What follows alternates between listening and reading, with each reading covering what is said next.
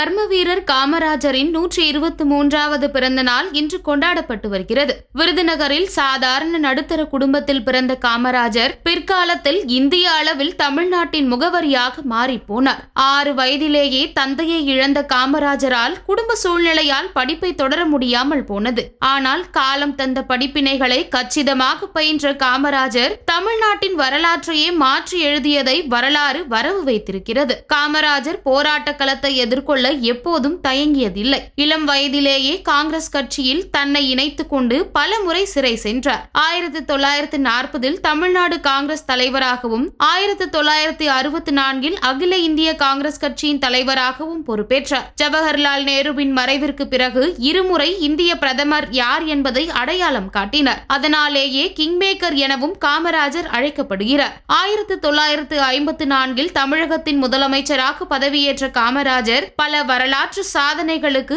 அடித்தளம் அமைத்தார். இந்திய அளவில் கல்வி, தொழில்துறை, உட்கட்டமைப்பு, வளர்ச்சி ஆகியவற்றில் முன்னிலை மாநிலமாக திகழ்கிறது தமிழ்நாடு. இதற்கு வித்திட்டவர் காமராஜர். அனைவருக்கும் கல்வி என்பதே தமிழ்நாட்டை வளர்ச்சி பாதையில் உயர்த்தும் என்பதில் தீர்க்கமாக இருந்த காமராஜர் குலக்கல்வி திட்டத்தை ஒழித்ததோடு பள்ளிக்கூடங்களை திறப்பதில் வேட்கையோடு இருந்தார். 1957 முதல் 1962 வரையிலான 5 ஆண்டுகளில் மட்டும் 13,000க்கும் மேற்பட்ட புதிய பள்ளிக்கூடங்கள் திறக்கப்பட்டன. இதன் மூலம் லட்சக்கணக்கான எளிய பின்புலத்தை சேர்ந்த குழந்தைகளின் கல்வி கனவு நிறைவேறியது. படிப்புக்கு பசி ஒரு தடையாக இருந்துவிடக் கூடாது என்பதில் கவனமாக இருந்த காமராஜர் மதிய உணவு திட்டத்தை கொண்டு வந்தார். இதன் மூலம் மாணாக்கர்களின் எண்ணிக்கை 19 லட்சத்தில் இருந்து 40 லட்சமாக உயர்ந்தது. மின் உற்பத்திக்காக நெய்வேலி பழுப்பு நிலக்கரி திட்டம், பெரியாறு நீர்மின் திட்டம், குந்தா நீர் மின் உற்பத்தி திட்டம், நீர்ப்பாசனத்திற்காக மணிமுத்தாறு அணை, வைகை அணை,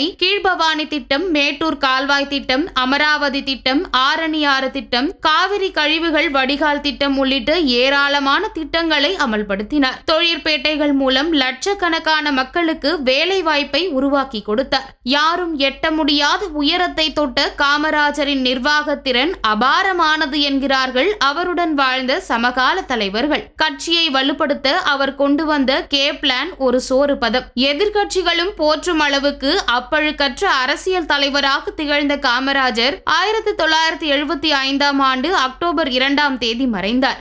ஆட்சி அதிகாரம் யாரிடம் கைமாறினாலும் அதனை காமராஜர் ஆட்சியோடு ஒப்பிட்டு தரம் காணும் குணம் இயல்பிலேயே தமிழர்களிடத்தில் அமைந்துவிட்டது. அதுவே எக்காலத்திற்கும் காமராஜர் யார் என்பதற்கு சாட்சியாகவும் இருக்கும்.